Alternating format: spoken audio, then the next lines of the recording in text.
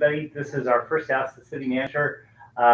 What we're going to do is on every fourth Thursday of the month, we're going to basically have an opportunity for people to come in and ask questions of the city, and also maybe to get a little bit of information of some things that are going on.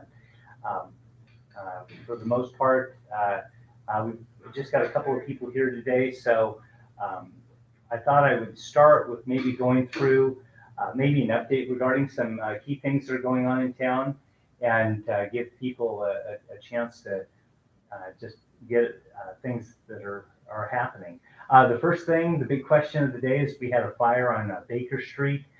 Looks like it was contained to a shed.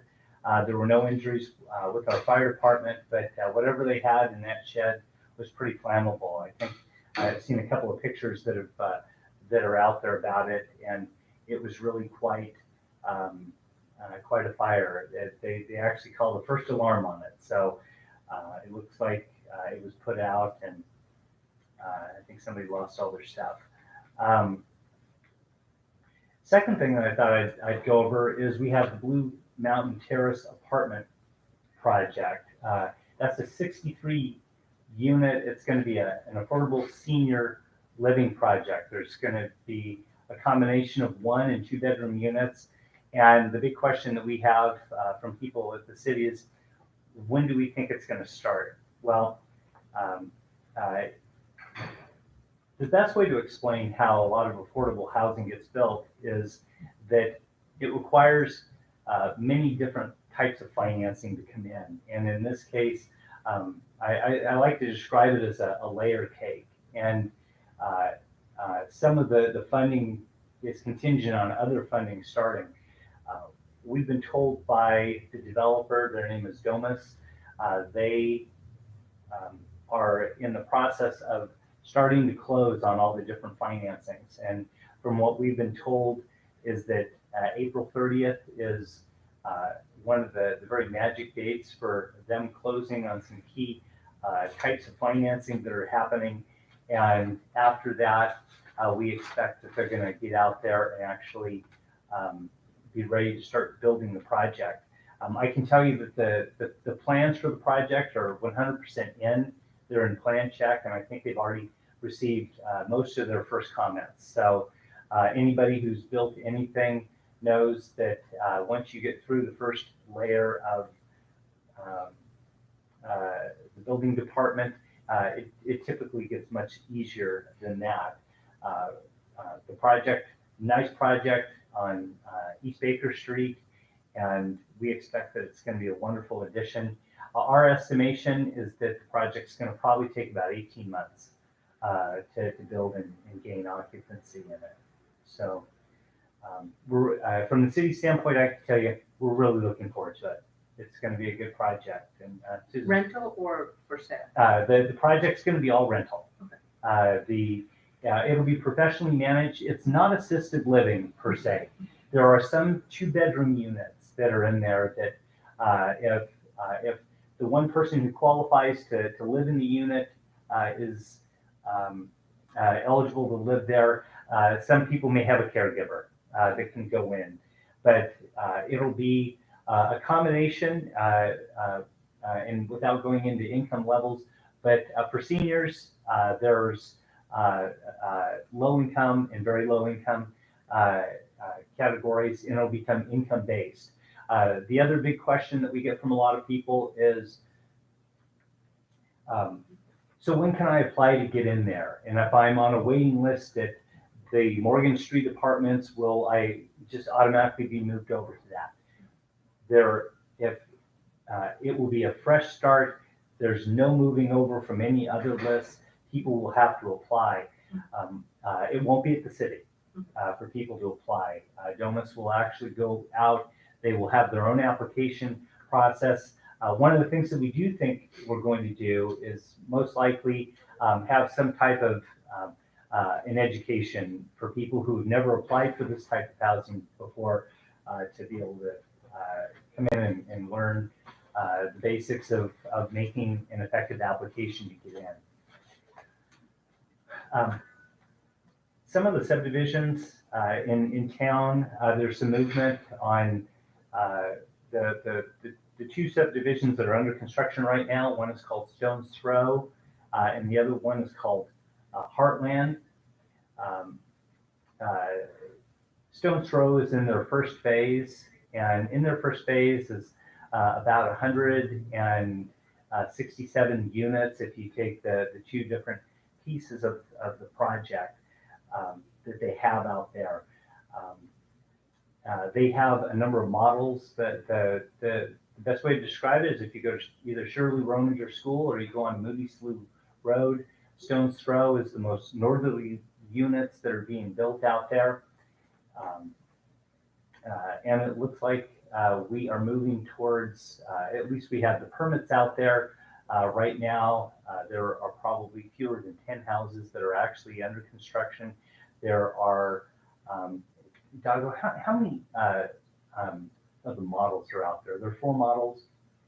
Currently, there are about 4 models. Yeah, there are 4 models, and there's about 10 houses that I know are under construction out there right now. The project to the south of that, that's called Heartland. And right now, there are probably somewhere in the ballpark of about 20 houses that are under construction with that project. And we think that over the course of the next week, there are 5 houses that will probably get their final certificates of occupancy. So those houses are about ready to go. One of the big questions that's been asked is, gosh, how fast is Winters growing? How many units are we actually doing on a yearly basis? And just to go back a couple of years, and what I'm going off of is certificates of occupancy. People can pull building permits, but until people move into their house with their certificate of occupancy, it doesn't mean that the house is done. So in 2016, we had 38 units. Most of those were in the project known as Winters Ranch. And based on my list, there were actually 35 units in Winters Ranch. And then there were 3 houses that were built over on Mermod Road. They were kind of a very small 3-unit subdivision over there. So 38 units in 2016. In 2017, there were 34 units. And that was really the balance of the Winters Ranch project, along with,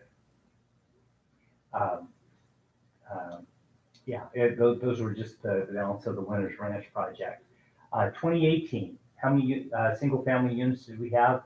We had 1, and that was a house over on Russell Street. I'm sorry, I'm sorry, 2 units, 1 on Russell Street, 1 on Henderson Street that were completed. So 2016, there were 38 units. 2017, there were 34 units. And 2018, we had 2 units that were built. So with the new subdivisions this year,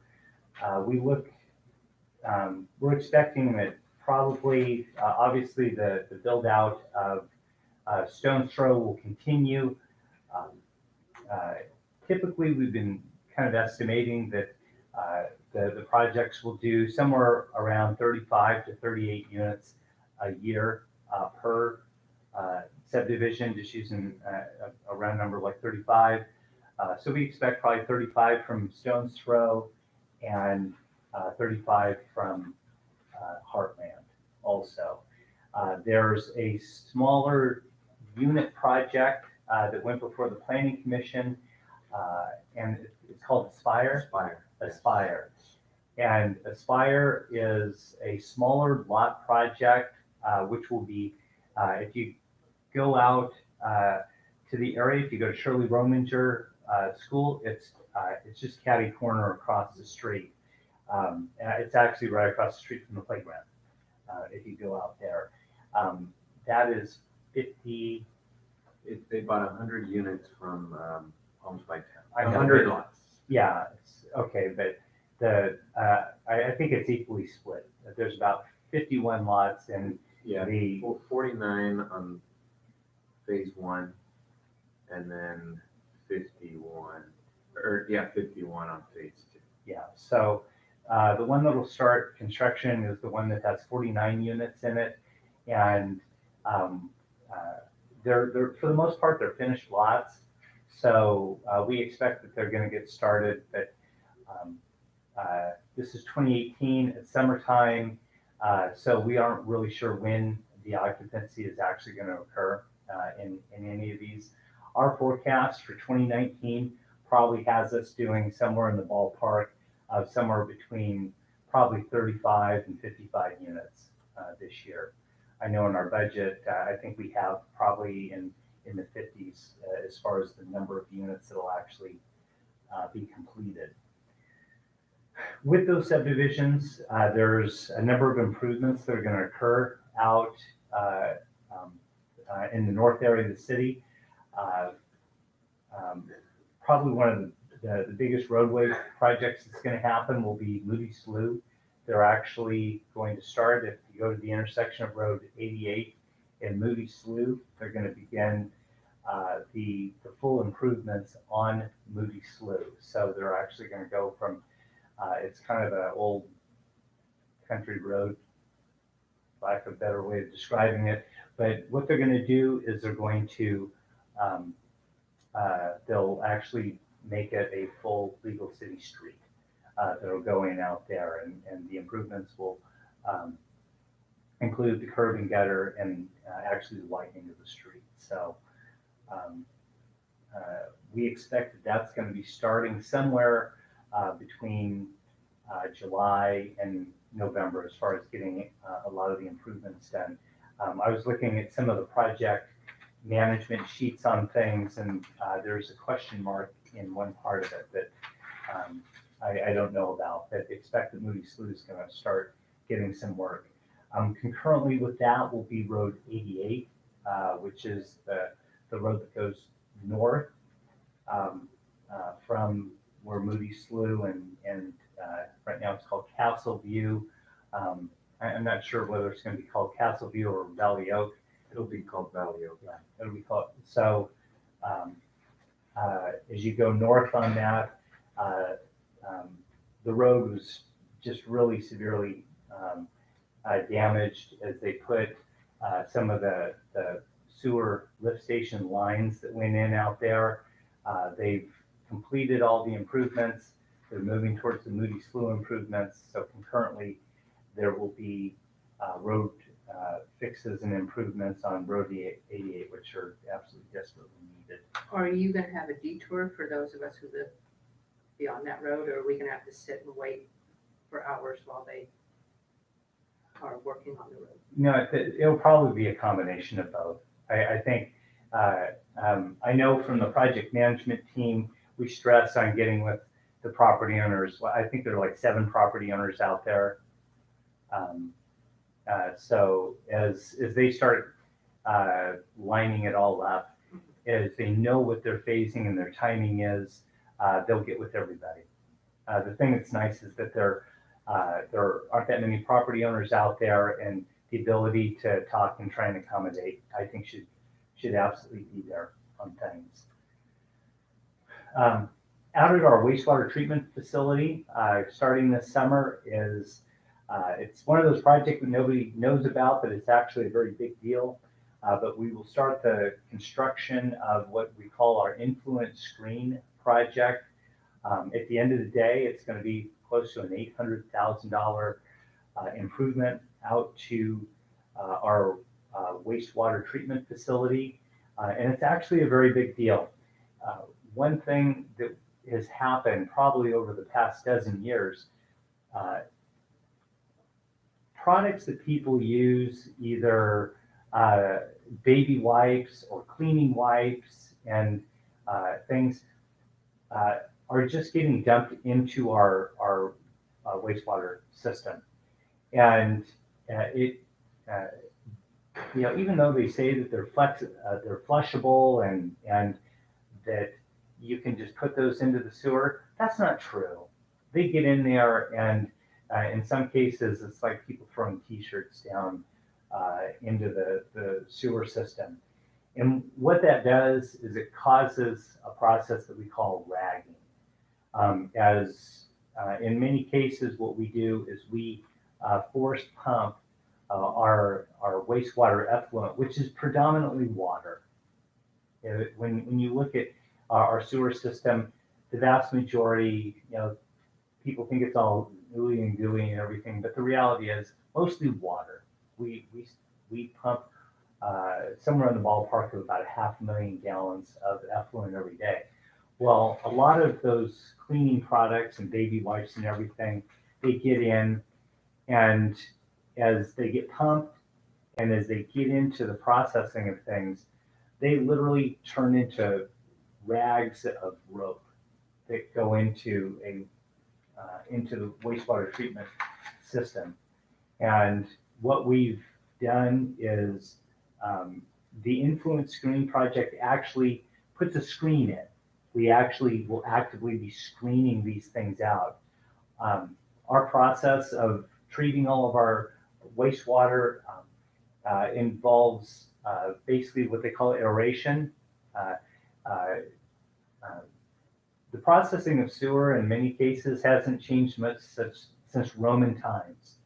The water comes in and you do aeration. Basically, you oxygenize the water. It starts the biological process of the breakdown of the organic and bacterial nature in the wastewater.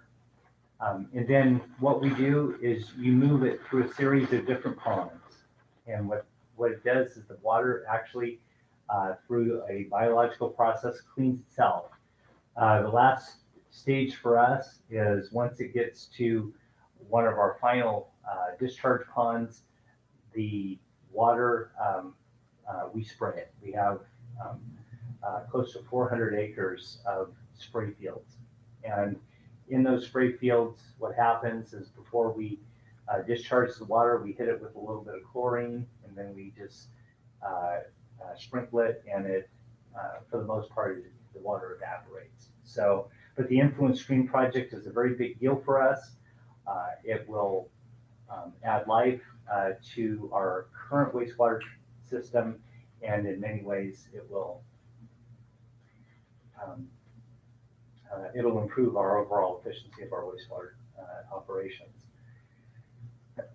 Moving on, public safety.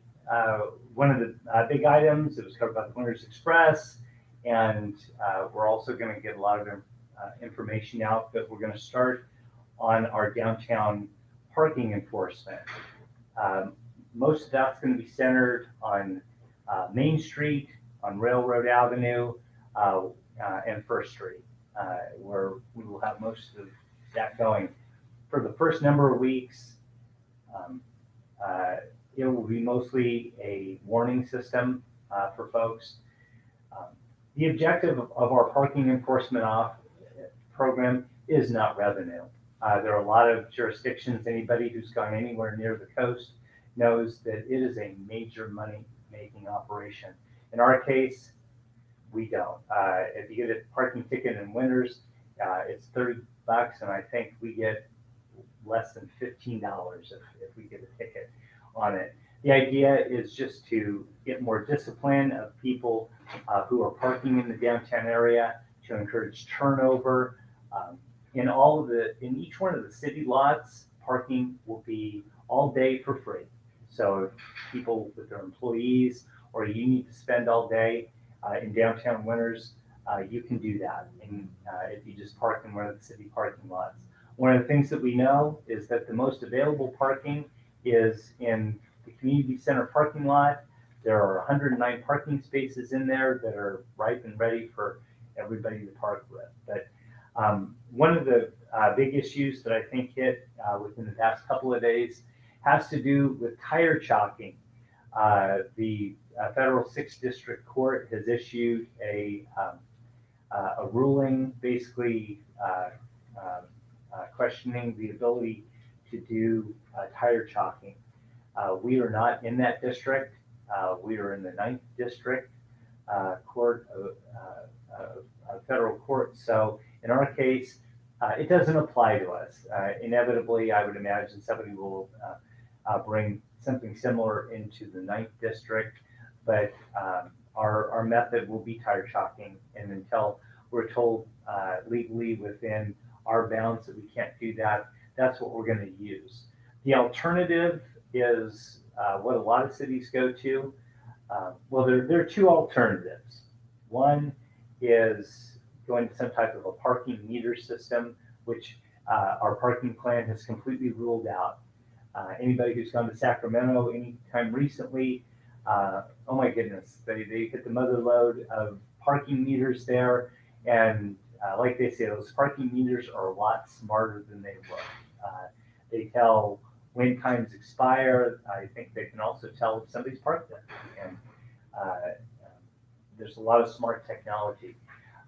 The other alternative for the city would be the idea of implementing some type of automated license plate reader system.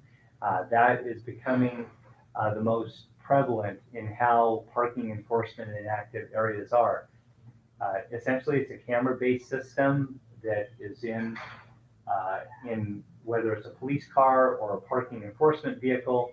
They'll drive through an area, and it automatically reads the license plate, it geocodes them, and then when they come back through, what it does is if there's a car that's been parked there beyond the time that it can be done, it's actually a pretty trick system. It automatically prints out the citation with the violation, timestamp, everything, and they just have to jump out and put it in the car. We are not considering either of those. Number one, because they're expensive.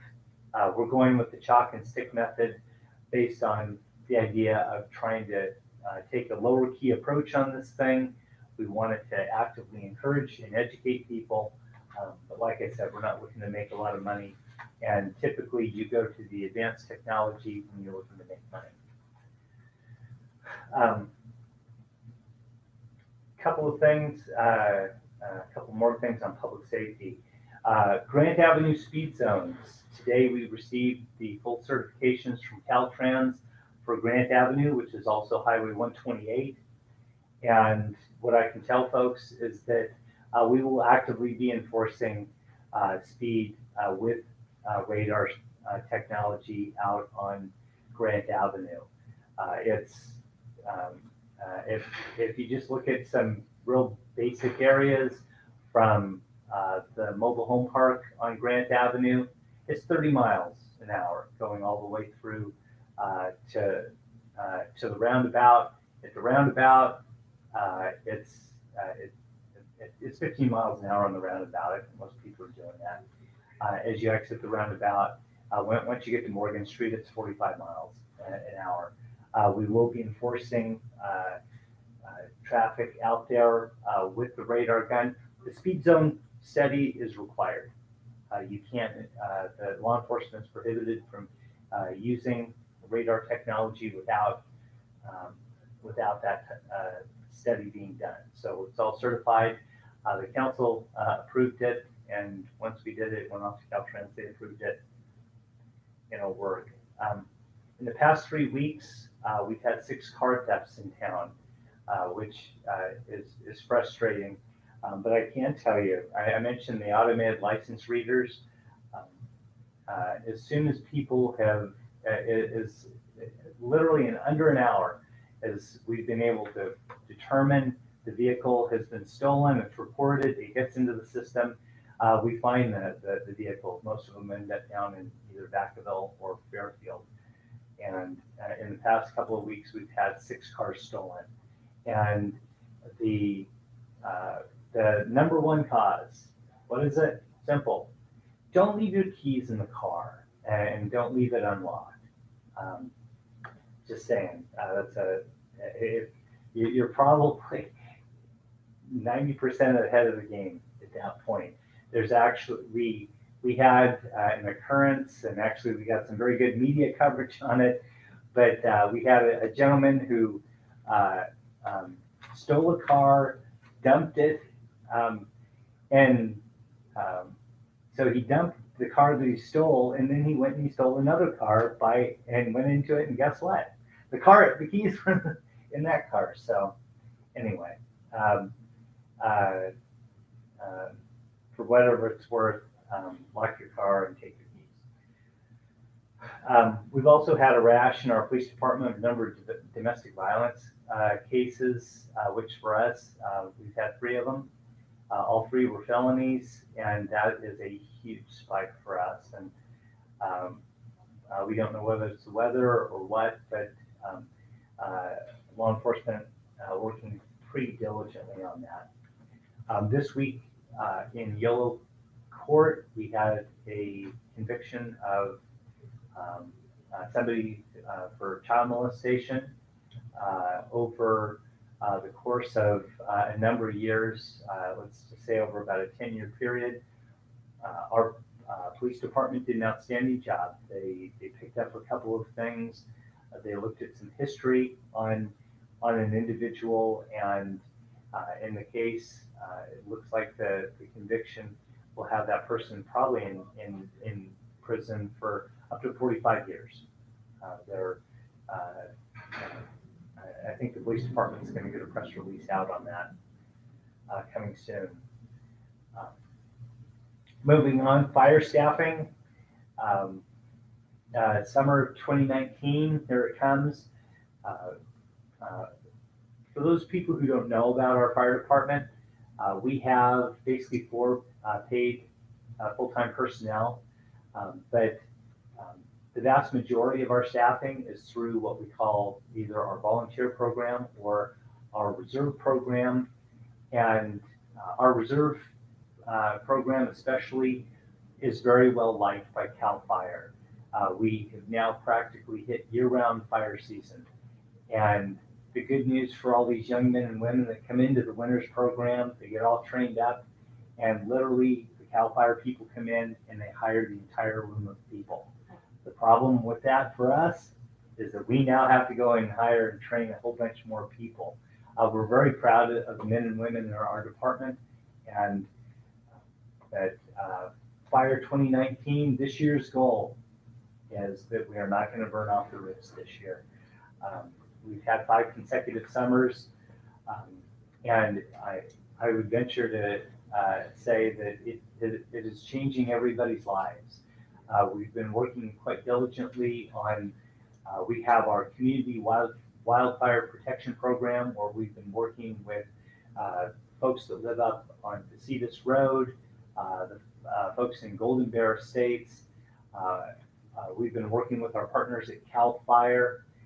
Inevitably, we could see the winners, it's called the Greater Winners Community Wildfire Protection Program. And it goes essentially just for around the area, about up to Road 26, if you're heading north. But we can see this eventually bending around, going up into the Capay Valley. And one of the discussions for people who live in the wildland area would know is that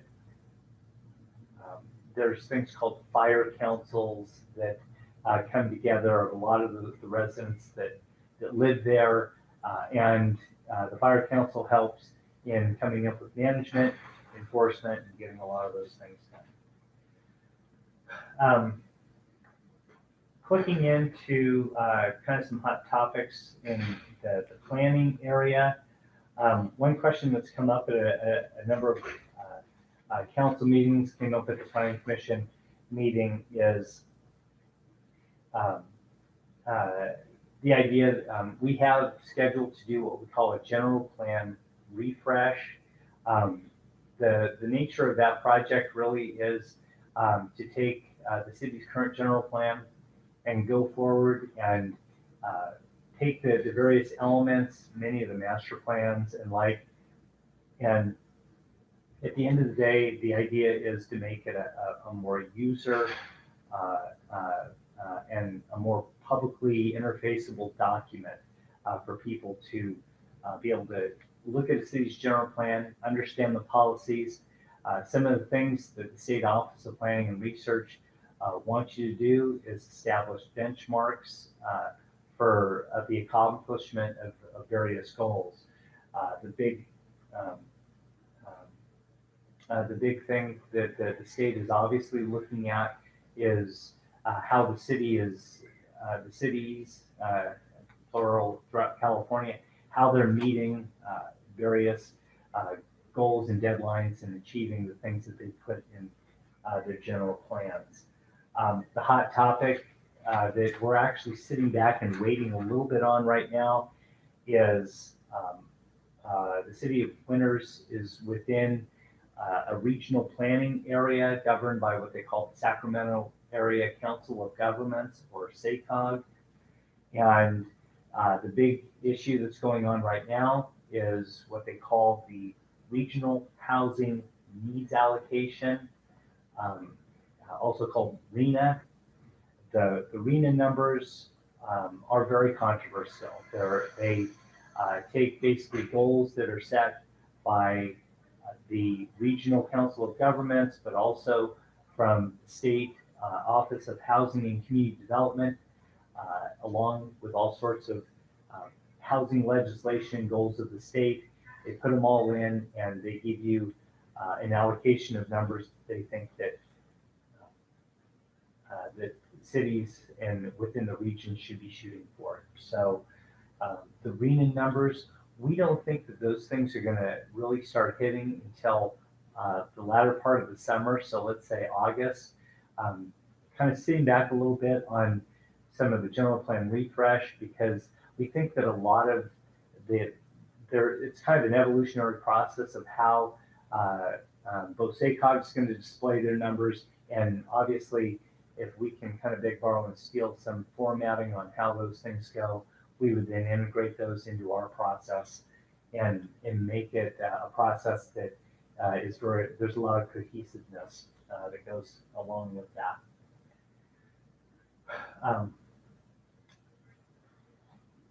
Back in the late fall, the city, we received a grant.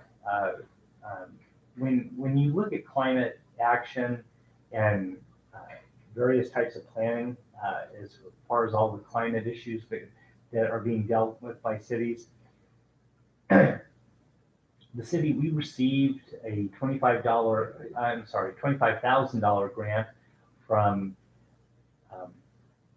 we're a member of what they call the YOLO Climate Compact, and we received a $25,000 grant from them to have, we hired an environmental assessment firm called Ascent.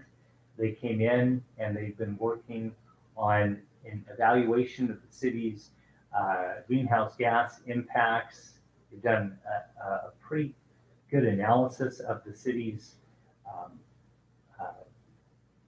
effects on climate, and they've, from the city staff standpoint, we're working on the idea of a climate action strategy. There's a bunch of administrative draft that's kind of going back and forth. They're working on that. But the idea of a climate action strategy that will combine with a couple of other things. One of those is a resiliency program. Carol Sienna, who is our environmental services manager, has been leading a group here in what I would call the Greater Winters area. And a lot of the stuff that you've heard as far as resiliency has been focusing on the impacts of heat. So Carol's been working on that. Inevitably, what we have right now, we have a draft climate action plan that we'd like to adopt for the city of Winters. So you would take the strategy, which has new numbers as far as our greenhouse gas impacts go. You would fold those numbers into an overall climate action plan, and then we would work through the Planning Commission on the adoption of a climate action plan for the city, which we've had the drafts, and you know what, really good stuff. I give Carol Stano's been a real leader in looking at our climate issues that we have here, and inevitably will bring the climate action plan forward. One of the things that we've, as we move forward with the climate action plan, we just got notification that we've received a grant for what they call a Civic Spark Fellowship. And there are students, and well, they're all students, who are out there, and it's basically an internship program, but it's like a full-time internship for an entire year. And the Civic Spark Fellow would come in, and we would have them focus 100% on taking any type of a climate action plan and helping us go through and implement it, or at least stage various things. It's actually very exciting. We got the news, I think, within the past week, and as we move forward with dealing with some of the climate stuff, I'd expect that whoever would come in that fellow position, it would probably be within probably the next 6 or 7 months that would start. I mentioned the regional housing needs allocation. A lot of these things all come about as far as you updating a city's housing element in conjunction with the RENA numbers. And the reason for that is that ultimately you have to have a certified housing element. And the current city housing element expires in 2021. We adopted it in 2013.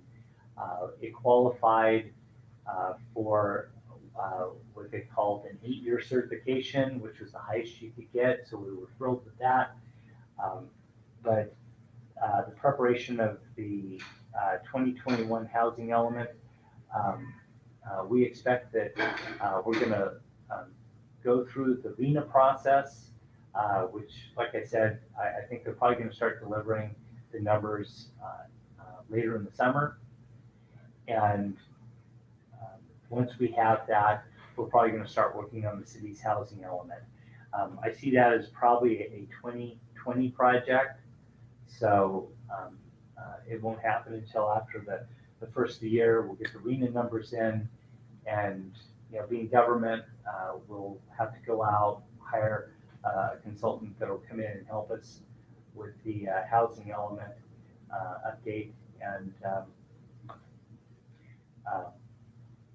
And last night, myself and 3 of the council members, last night was the Yolo County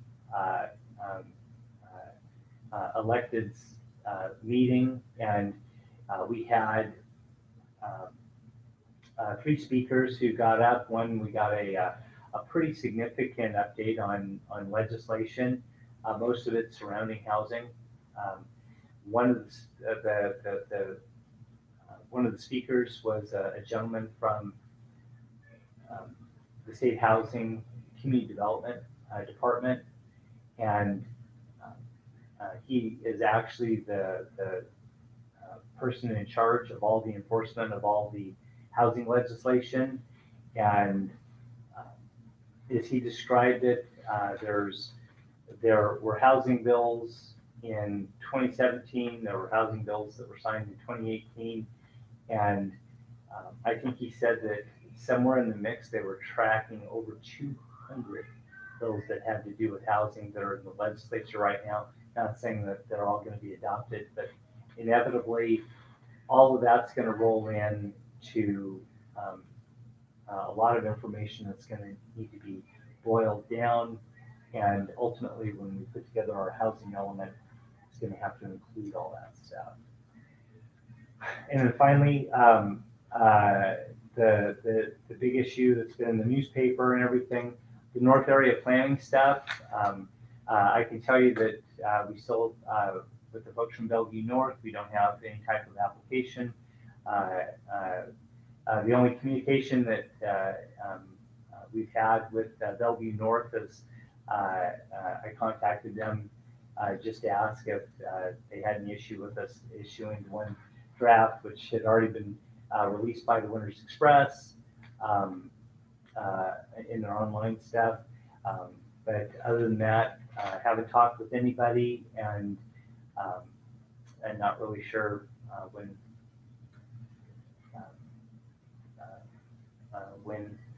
we'll hear from them or anything. So lots of stuff. Open to taking any questions. Okay, I have a question.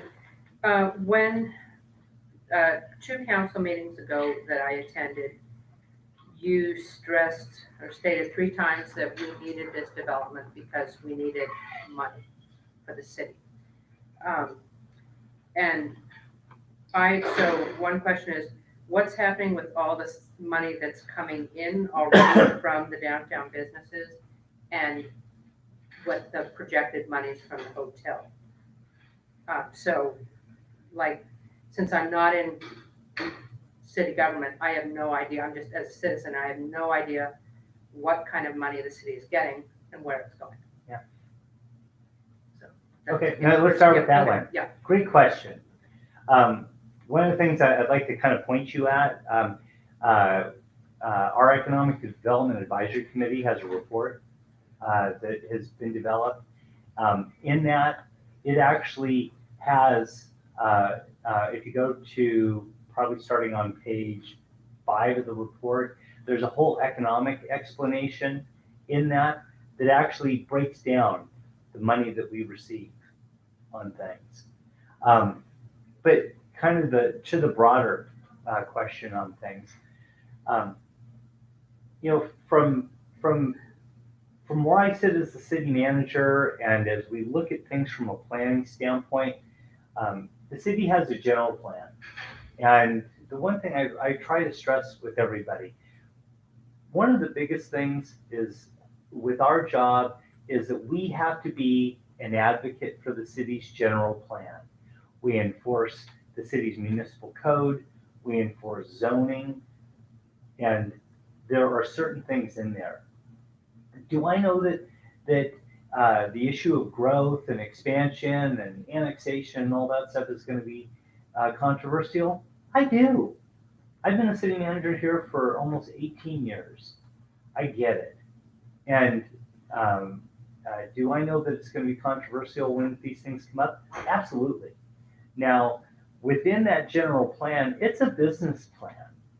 And as we look to implement so many different facets of the general plan, everybody focuses on the land use and the housing. But there's so many other elements, how the city affords infrastructure, the cost that it costs to live in Winters as far as our water system, our wastewater system, the utility bills that people get paid. Realize that there's a business plan for the city. And, the issue is both based on not only just revenue, but it's also opportunity for things that we look to strive for. One of the main goals of the city's general plan is that there's going to be economic vitality. And what I mean by that is, or what the general plan means by that, is that businesses are going to be able to be successful. And as we look at opportunities that we can at least hit on businesses being successful here in town, that's the goal. The hotel, I will share with you, the hotel was supposed to be done 3 years ago. The city's budget is extremely tight, but that's not the reason why, as far as entertaining any conversations with Bellevue North or anybody, that's not the main genesis. It's not. is we talk with a variety of folks all over that own different pieces of property. And we look to do the planning that the general plan calls for, the idea of economic development.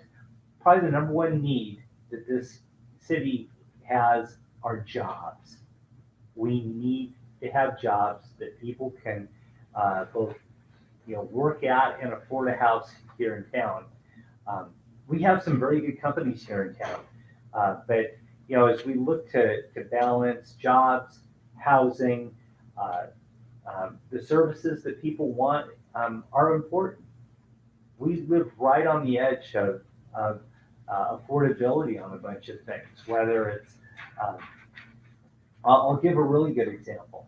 The police department, we basically had a freeze on housing and of hiring in the police department now for 6 years and 6 fiscal years, where we've always put the position in the budget and we've never hired that position. One of the biggies positions that we really need is a detective. We had a school resources officer position that we split to make it half detective, half school resources officer. And I can tell you that having that detective is what broke the molestation case. So the need for us to have some enhancement in our police department is very much there. So as we look at needs for revenue and things for the city, it all comes into all those things. Understand that when people complain about government regulation, city government is the first one to raise our hand to say, wow, there's a lot of government regulation. As we look at growth, we look at so much of the regulation. One of the best examples is the drill that we went through involving water processing for chromium-6, hexavalent chromium-6 that came down. That would have just, it would have, we would have had our water bills probably go up almost $200 a house per month. It was just outrageous.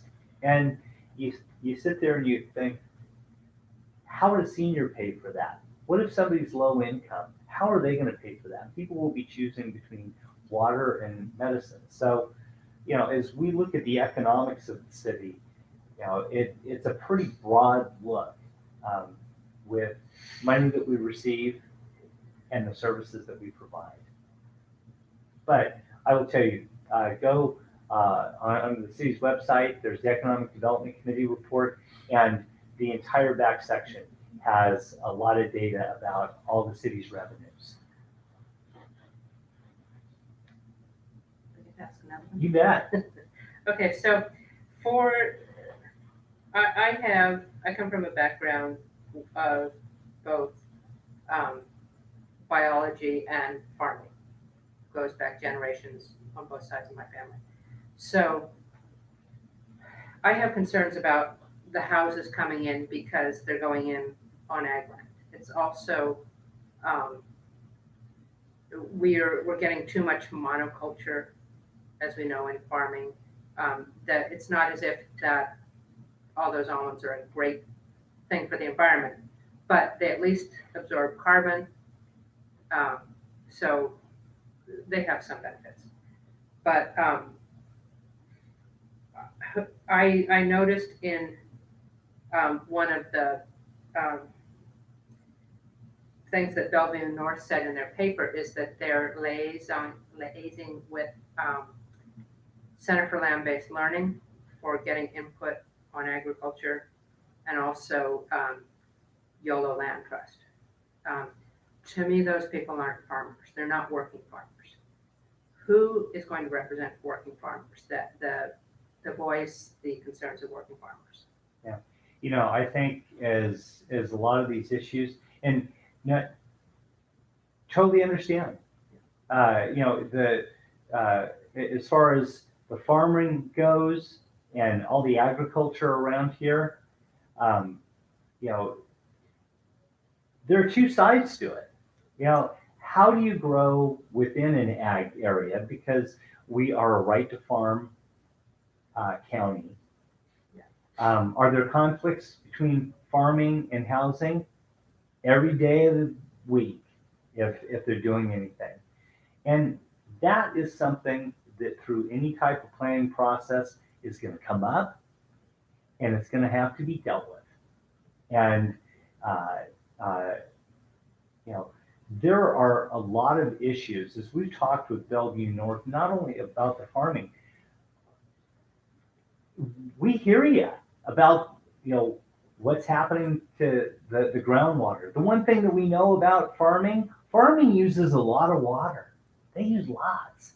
And, you know, how does that balance out on things? The conflicts between various things.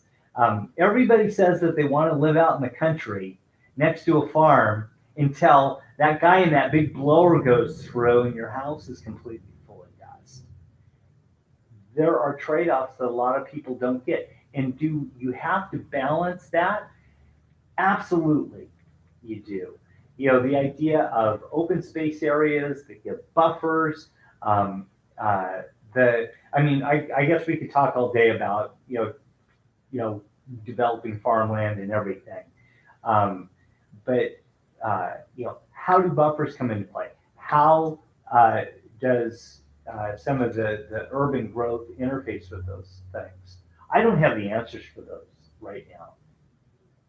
But is it something that will have to be addressed? Absolutely.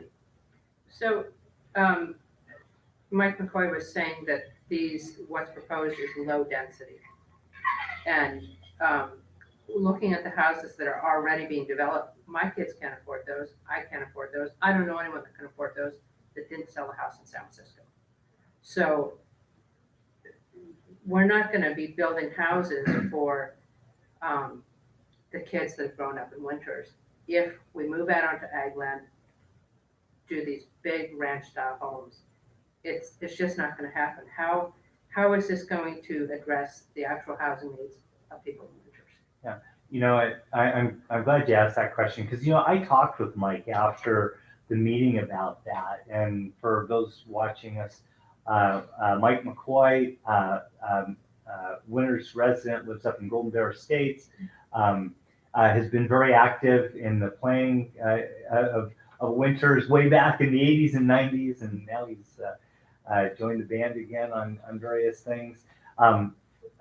Former executive with the Strategic Growth Council, with the state,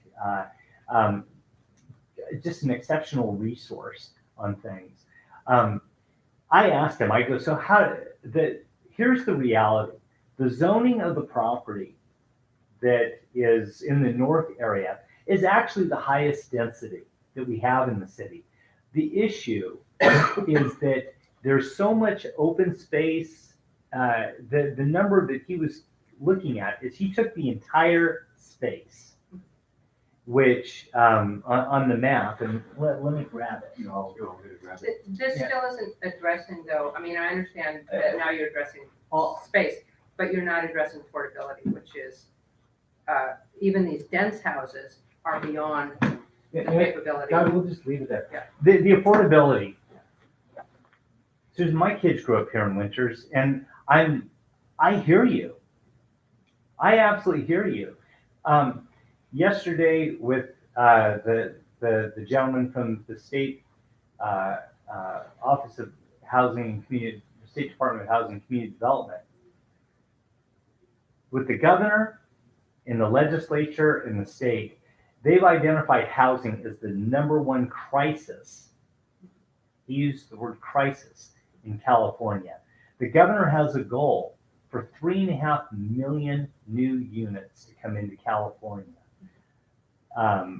As a perspective, last year they only did a couple 100,000 throughout the entire state, and he's got a very ambitious goal for 3.5 million. And if you think that people are freaked out about the number of houses that people want to build right now, wait till they implement that. That will be crazy. but the you know, the price of housing really is a combination of availability and demand. It really is. And, you know, I think people are looking at housing and development and trying to figure out how to somehow reduce the overall costs. And I think the legislature and cities are all going to have to uh, um, figure out how to do it. The state will tell you that cities charge too much for impact fees. Oh my goodness, you know, a house, they have to pay $40,000 in impact fees. Well, there are all these costs that go into developing a house, but somehow uh, California is unquestionably going to have to get to a point where there's a more realistic pricing of housing. People view houses as investments. In the last housing bubble, so much of the housing was bought by people who were investors. They don't even live there, they rent their house out. And the idea of home ownership that's more affordable. There's a fun fact about looking at winters is that, you know, and I don't want to get into Proposition 13, but I've part of my job is obviously looking at the finances of the city, and I've been running all the assessed valuations in town. And if you look at the vast majority of winters, the most special thing about living here are all the multiple generations of people that live here. Um, uh, we have about 2,200 units in winters, 2,200. And there are probably more than 500 of those units that are actually valued below 100,000. It's it's crazy. So you've got some people that their houses are valued at $500,000. And you know, somehow California is going to have to get to a point where the demand creates a more affordable uh, um, network out there. Because my concern is your concern, is the idea that how are my kids going to be able to afford it? And kind of the thing that I tell a lot of folks is everybody thinks all these millennials that are moving home are a bunch of losers. They aren't losers. They've got no place to go. My son's graduating from grad school up at Chico in 2 weeks. Um, Chico right next to Paradise, and um, the whole the whole town of Chico has been beset. He's getting kicked out. He's lost his lease. He has no place to go. Nor does anybody else. In winters here, I saw an ad for it was like a 700 square foot two bedroom, Yeah. one bath, not great apartment I saw that too. for what, 1,500 or 1,700, like Yeah. that, you know, Yeah. going. No pets, yeah. Well, so my concern is that currently in California, we have a developer-driven model where private people buy the land, they go through the process, they build the lots. Their goal is making the most money they can make. So they do not have the incentive to make multiple units, duplexes, triplexes, quads, things that kids could actually step into the market. That's a big concern of mine with Bellevue North, both with the reputation of the developer for poor quality units and illegal grading. He's got an issue with us where he's got illegal runoff onto our if the city is going to work with a developer, it's pie in the sky, I know, I would like to see people come in that have a slightly more altruistic approach than Hofstadter has. You know, I appreciate that. You know, there are those days when you wish you could pick and choose the people that you get to work with on a daily basis. In this case, we talked with everybody who owns land. If you add it all up, they own almost 20%, 20% of the land in the city. To make up, Hofstadter does. yeah.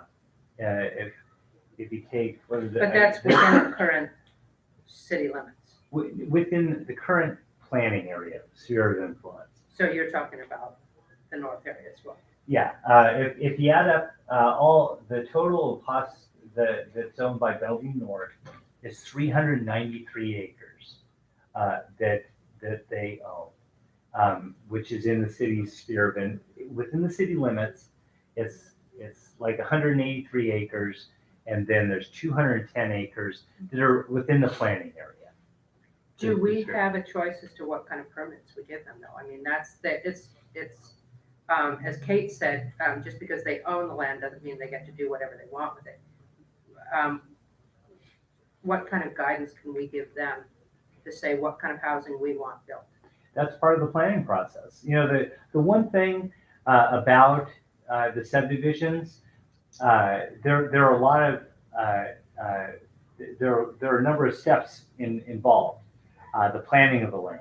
What's the layout going to be? The biggest thing that I know is that any type of specific plan has to be consistent with the city's general plan. And the general plan is so many different aspects to it. It has to be consistent with how utilities are provided, water and parks and open space and bikes and the types of housing that goes. We actually have an entire element of the city general plan that's dedicated to community design and how those things go. And you start from the higher level. You start at the land plan, and all that boils down into all these different elements. And ultimately, when nobody gets a permit, usually the last entitlement that somebody gets is the design. You know, it goes from, what does the house look like? But ultimately, as you start boiling it down, how somebody does a subdivision, and this could be for anybody, how anybody does a subdivision is laid out by, okay, what's the zoning? What does the city's circulation element say? How will this subdivision connect with the rest of the city? How does it incorporate things like pedestrian and bike orientation?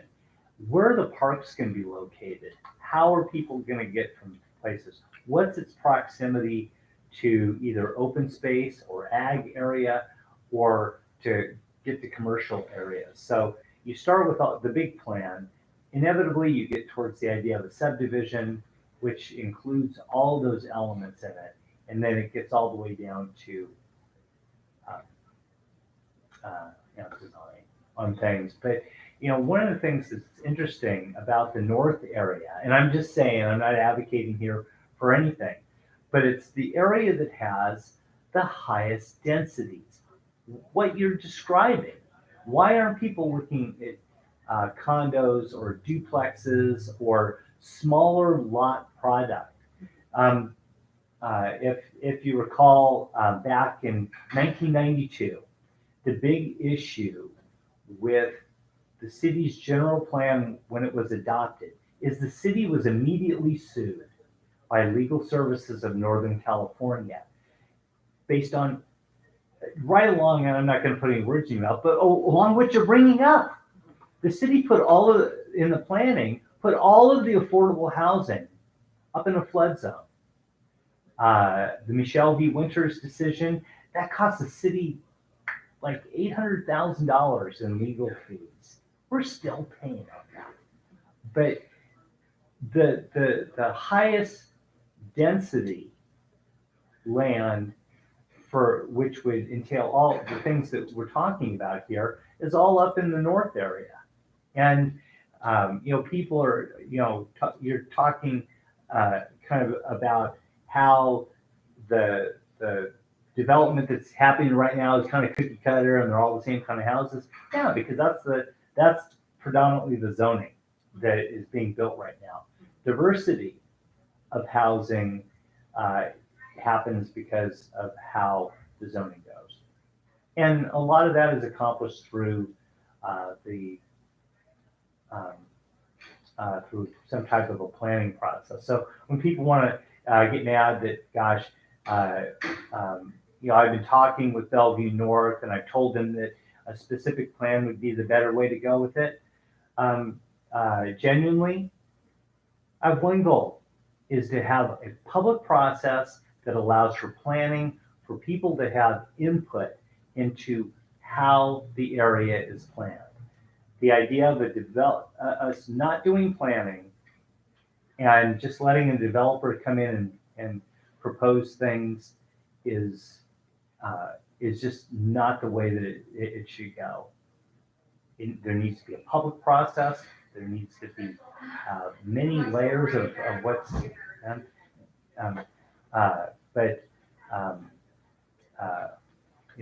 it's right along with what you're describing.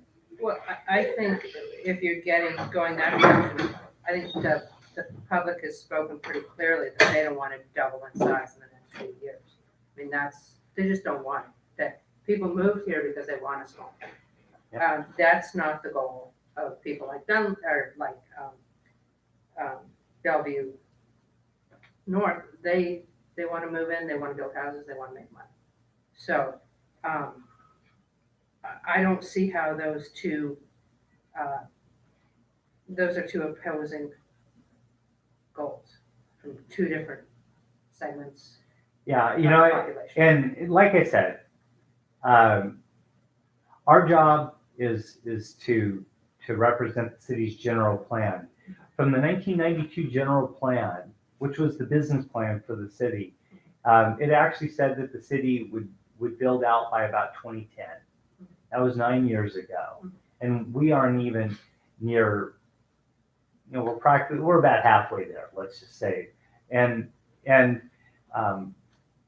do people want winners just all of a sudden double in size in a couple of years? I don't think that would happen.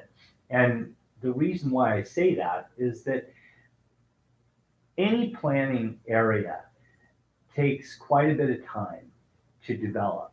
And my estimation, and just from talking with some of our planning team on things, we'd probably looking at something that would go far in excess of what the city's original general plan said. That they had an 18-year development time frame from 1992 to 2010.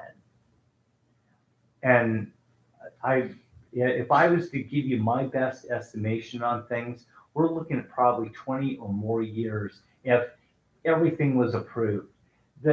Any type of planning process that we would go through right now probably would take at least 3 years to go. You mean to update the general plan? To do planning stuff. And if there was going to be a planning process for the north area, for all intents and purposes, it would update the city's general plan. It would have to, because all aspects of the general plan would have to be addressed. Circulation, all of our master plans for utilities and roadways and all that stuff. And so it would probably take multiple years for us to even get to a point where a plan would be considered. And then from there, my goodness, you're probably the best person to ask about this, but how long does it take to grade out for a 100-house subdivision? It's taken almost 3 years for them to start building houses since they Well, started. but that's not because of the grading. They did that grading right away, and then they just left the development to sit. I mean, it didn't take them 3 years to grade it. Let's just say from the start of when they got there to when the houses are actually being built right It's now. been years, but that doesn't, so for us, that means we live with permanent construction.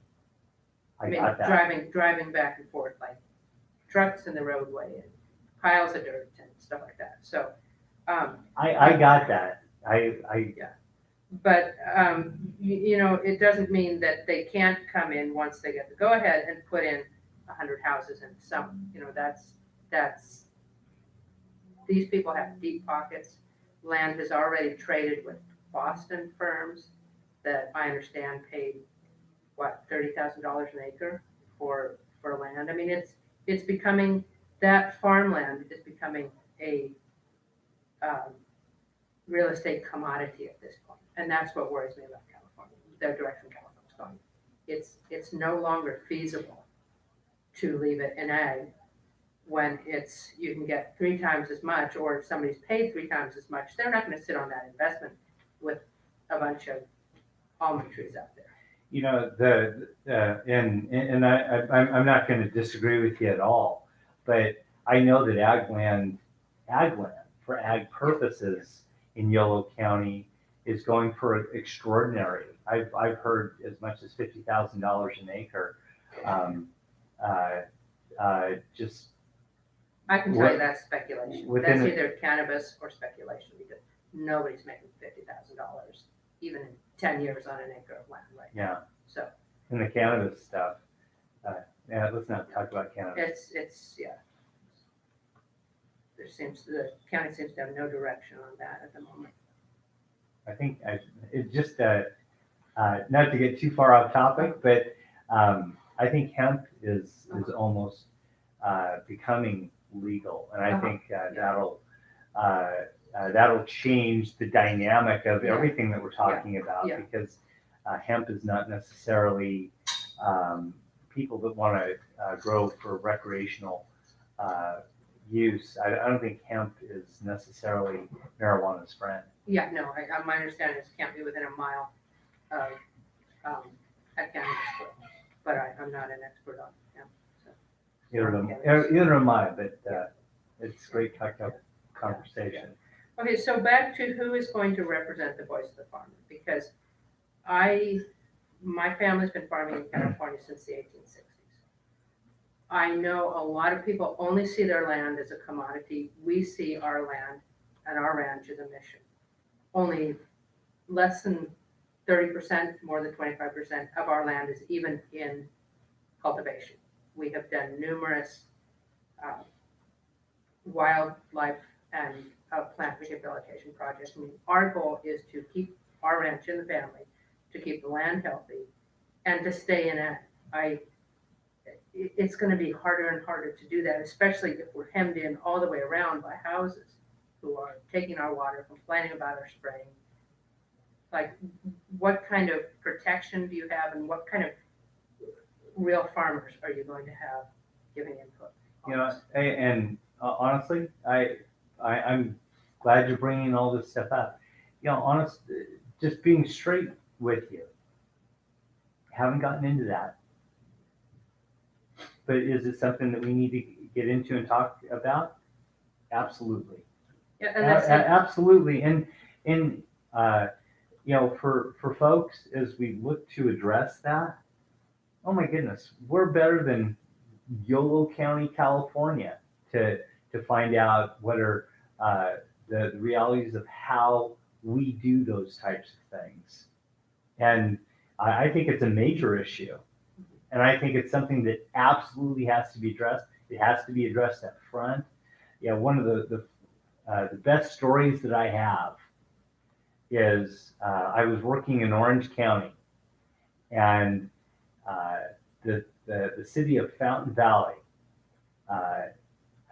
There was a guy that was a strawberry farmer, and there was a new subdivision that was built right next to his strawberry patch, and all these new neighbors moved in, and all of a sudden there were a bunch of people that went down to the city council meeting and said, we hear that they're using chemicals on those strawberries for killing bugs or fertilizing or whatever they're doing.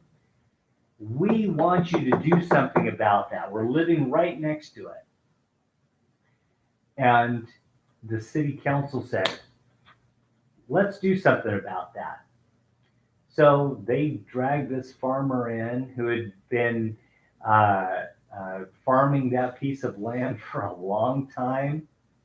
The farm was there before the houses came. And um, some property owner gets up and says, the only way to do this is that it has to be done organically. So the farmer goes, all right, I'll grow these strawberries organically. And then when it came time for fertilizing, when he laid down all the chicken manure, at the next council meeting, everybody who lived in that subdivision showed up and said, oh my goodness, our homes and lives are ruined by the smell. So I tell you that story because I get it, that that addressing the conflicts is very important. The main conflict is simply availability of land, which I can't remember the figures right now, but hundreds of thousands of acres of farmland lost every year to development. So to me, it's all part of a broader picture where the development should be infill, first of all, and then centered near jobs, because these people here aren't working in town. If we get thousands of new houses in the north, we know that they're not working in town either. So people are driving, they're causing air pollution, they're, what are they adding to the overall picture besides taking up space? Yeah. Well, but you know what? As we seek for some of the jobs and housing stuff, one of the things that our Economic Development Advisory Committee looked at was, gosh, how can we expand more job opportunities here? Without question, Mariani Nut, awesome business from a nut processing thing. But one of the things that we know is that we grow the best food in the world is grown right here in Western Yolo County. The ability for us to maybe expand our ag industry to include more processing and value adding and all the accoutrement that goes with farming to actually create those jobs. So I think as part of any planning process, there needs to be a balance between not just looking at housing, but also looking at how we produce jobs on things. And, it kind of wraps into the entire concepts that we've been looking at as far as the jobs and the housing balance on things, is that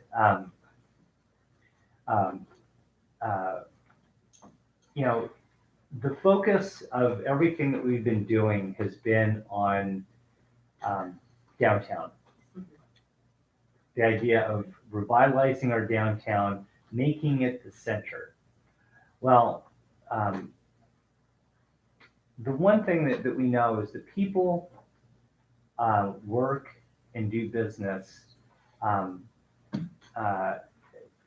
They do business more likely by where they work, right? And the idea that we could create more jobs, more industry here in town that would get us past the idea of Winters being a bedroom community, because I can't agree with you more on the idea that we don't want to be a bedroom community. And that's why, by the way, if you look at our downtown master plan, if you look at our form-based code, if you look at some of the focus things that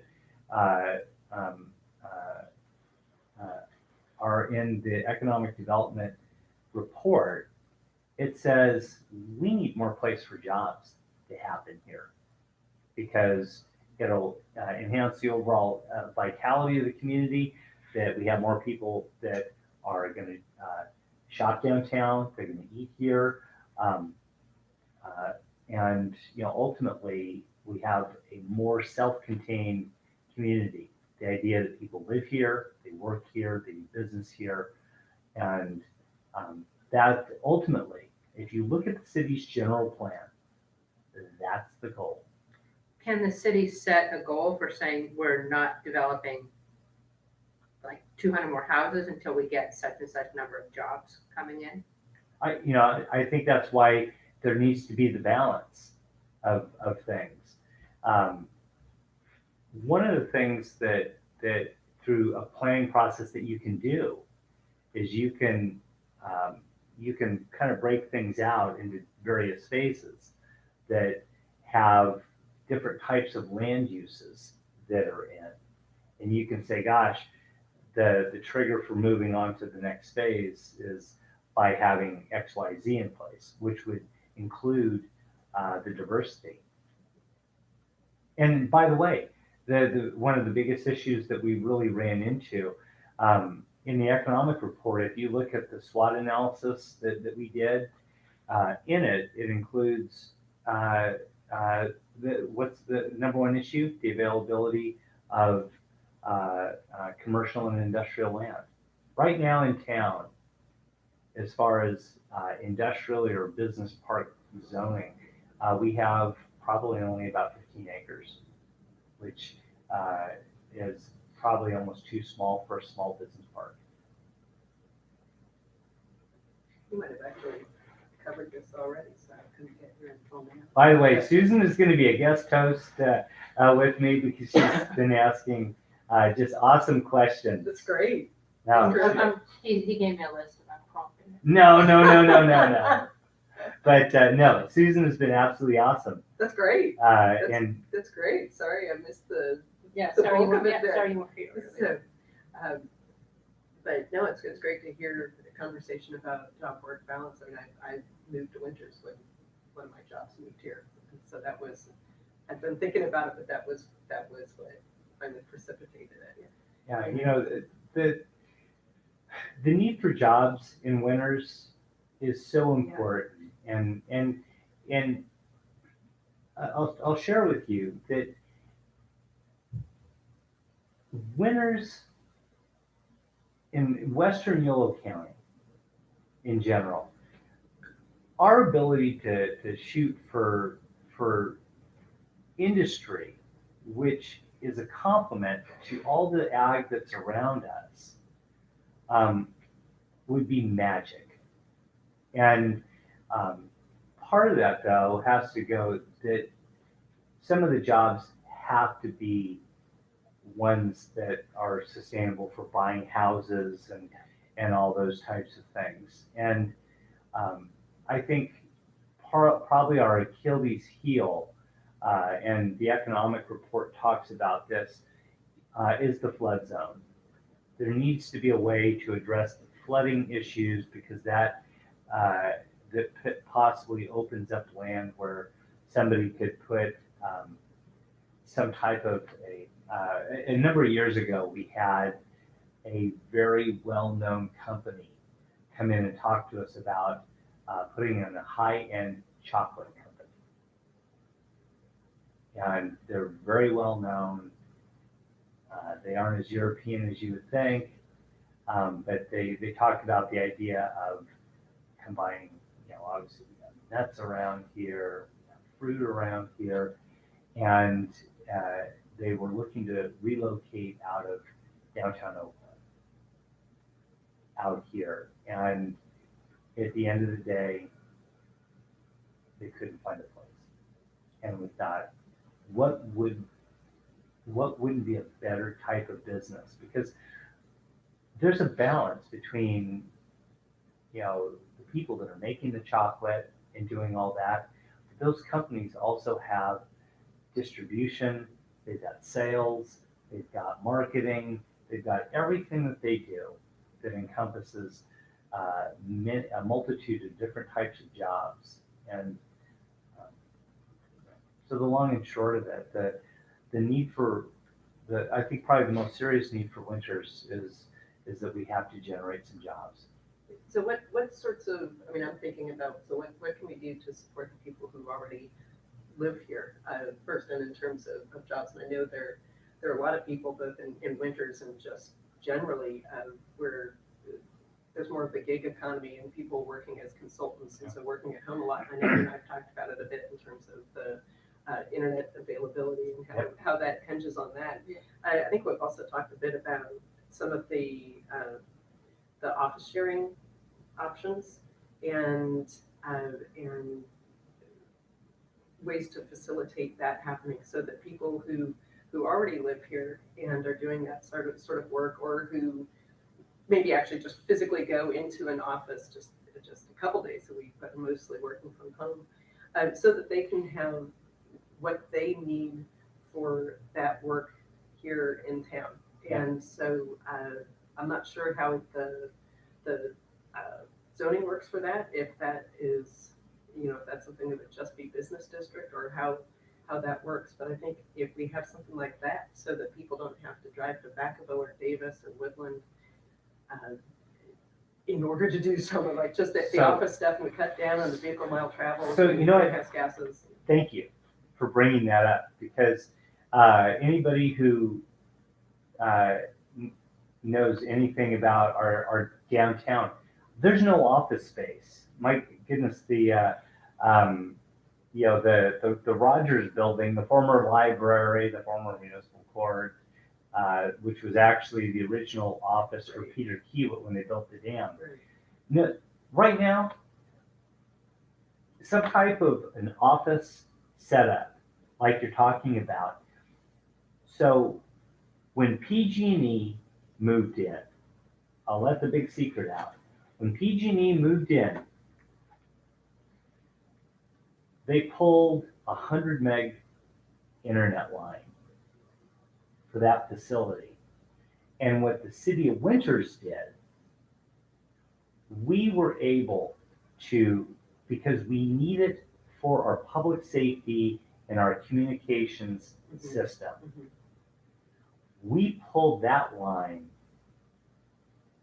from there out to our public safety facility. So this building is now 103 years old, but we've got the best internet in town right here. Great. So you're able to get some of that into downtown? Into downtown. To at least this building, or is it available for? Oh yeah, they can come off of the line for the downtown. But my point is, you hit on one of the key things, broadband. People need to have capacity, because the folks that want to work out of their homes or out of a smaller office around here, if they don't have the broadband, they can't work here. Welcome to 2019, right? But the thing that we lack right now is we don't have that office that you're describing. And now, how can that happen?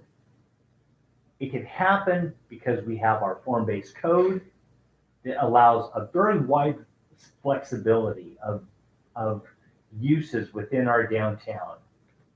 Our downtown master plan specifically calls along those things.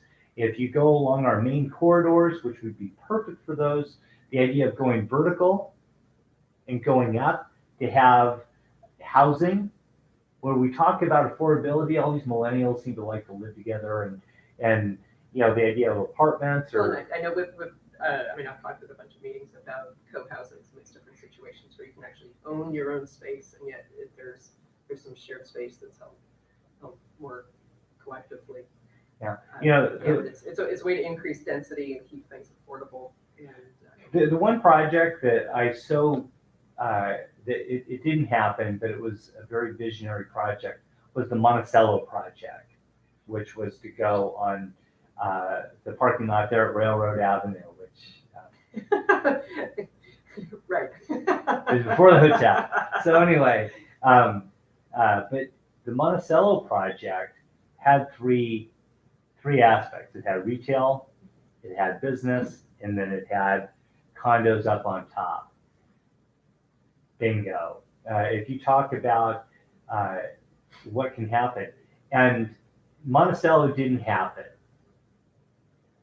but the availability, we took that concept and we rolled so much of that into our form-based code, and it can allow those things to happen. No matter what people want to talk about, growth and annexation and all those things, the number one priority at City Hall here has been the downtown. The vibrancy of the downtown is so critical. And one of the things that we've talked about, and everybody kind of walks away when we bring it up, but one of the things that we need to do is we need to get our downtown, we need the rents to go up. We need the vibrancy and the success of the downtown businesses to go up, because we know that there are some businesses. If you look at our downtown, if you go under our community development reports section of our website, it talks about the downtown feasibility study, and it analyzes 3 buildings: the De Villabus Hotel, which is the Buckhorn Restaurant, the Poudre Creek Cafe, and the Masonic Building. And what do all 3 of those buildings have in common besides being iconic? Okay, and empty upstairs. They're empty upstairs and they're unreinforced masonry buildings. The focus of those studies, and the one thing in talking and working with some of the best downtown restoration people anywhere, is we want to preserve those. The cupola going up above the Buckhorn again someday is, I can't tell you how many people that I've talked to that we've got to make that happen, to celebrate the what is really our heritage. So, But it's expensive to do all that seismic retrofitting. And, so as we look to focus on where so much of the economic activity happens from a commercial, business, and industrial standpoint, absolutely we want it to happen in the downtown.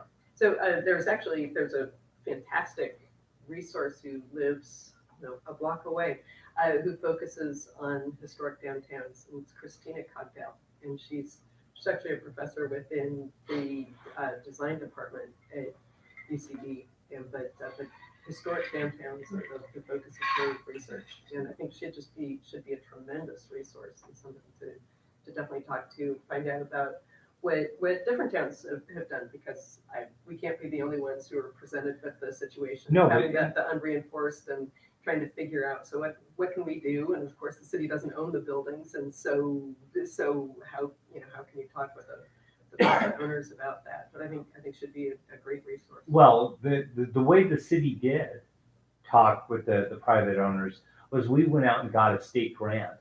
And now the numbers have to be adjusted because it was done, I think 9 or 10 years ago. But it absolutely goes through and talks about all the improvements that need to be made. We had architects and structural engineers and everybody literally go through those buildings. If you read that downtown market study, you're going to see that we have already laid the groundwork for what needs to be done.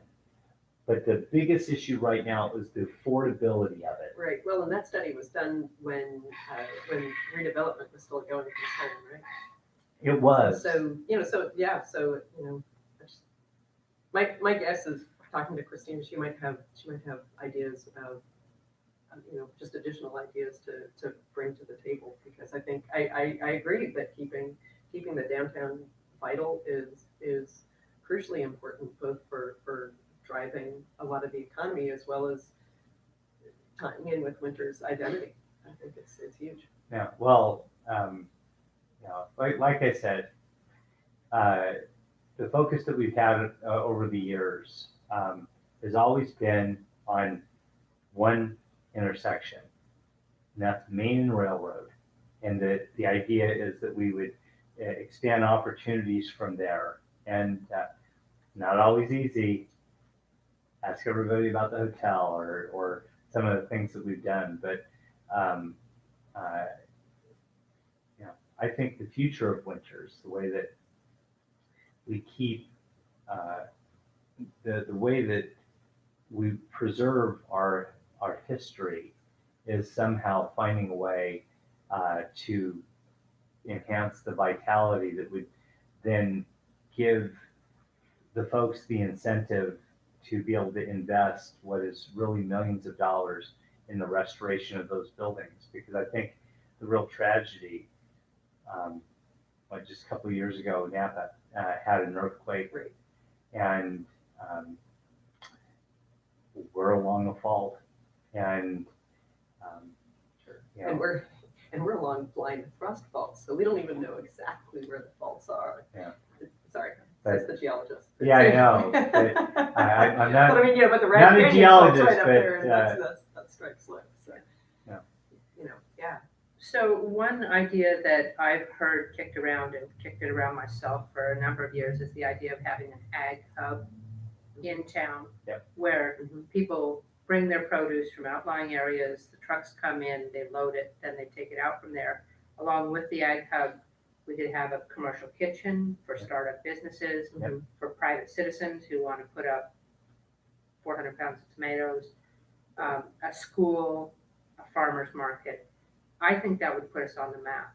I think it'd be great. And, Great. I actually talked to the owners of the Han Feeney building about it, but their rent, what they were asking was too high. Which building's that? It's the one on the corner of Main and, Grant and, Railroad. it's where patio 29, the distillery's going in. Yeah, Okay, the sort of Yeah. cement. and Okay. so that's off the table now, but because that building sounds like it has other uses, but, so it could be wine But if storage there's some below. infill opportunities. Yeah, wine storage below, truck access on the, and schools. Mhm. You could, for that, you could have a daycare in there, you could do any number of things in a single location.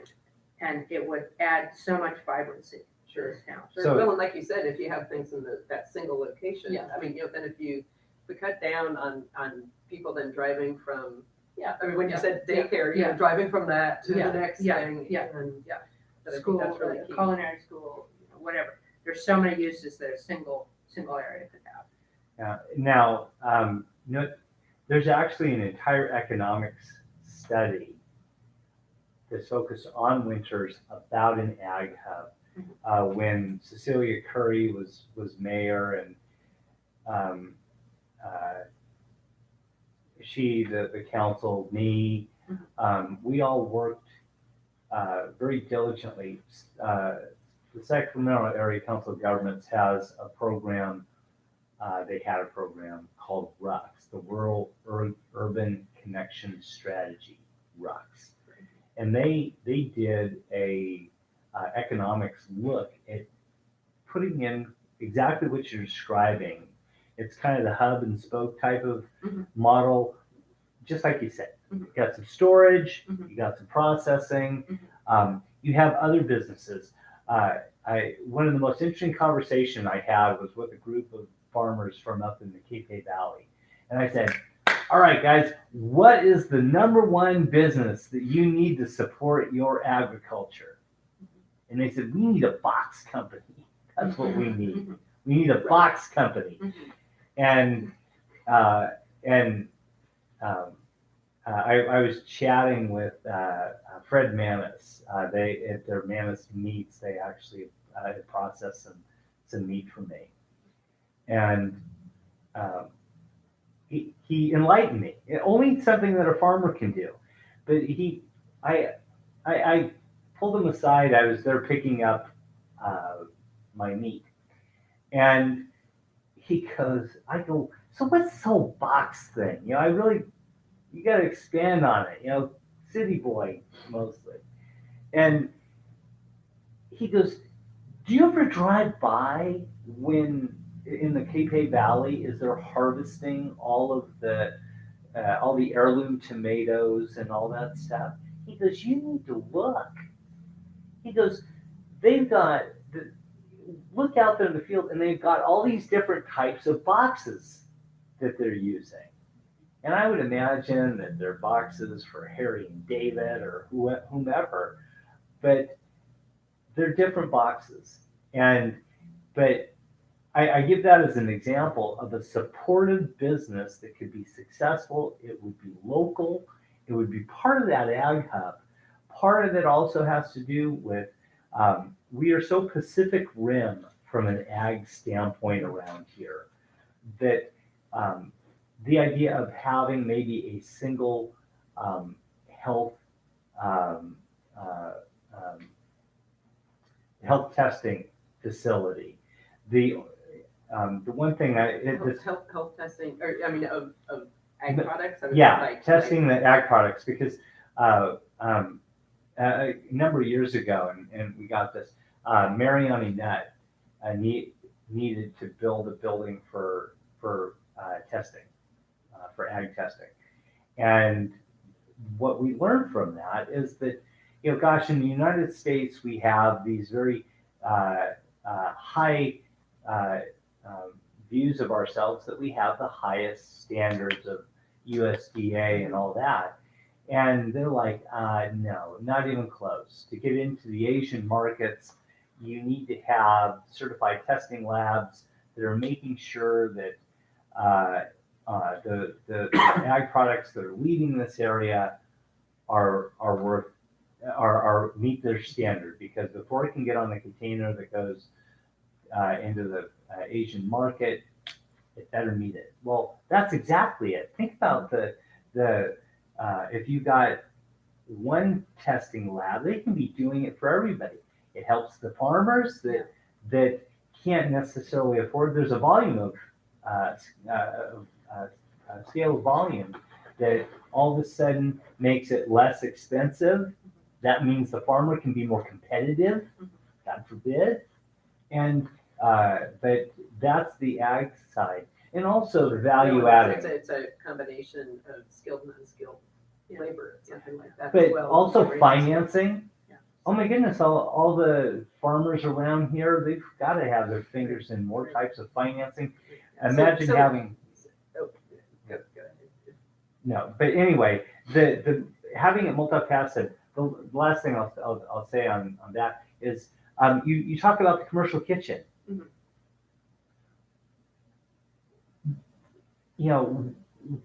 I can tell you that in any time that we've had somebody come in here that has wanted to talk to us about any type of a development that would have some type of a commercial or an industrial business thing, we always bring up the commercial kitchen. Mm-hmm. Because we know that not only do we have the best food around here, but we have the greatest opportunity for some people that want to be an entrepreneur.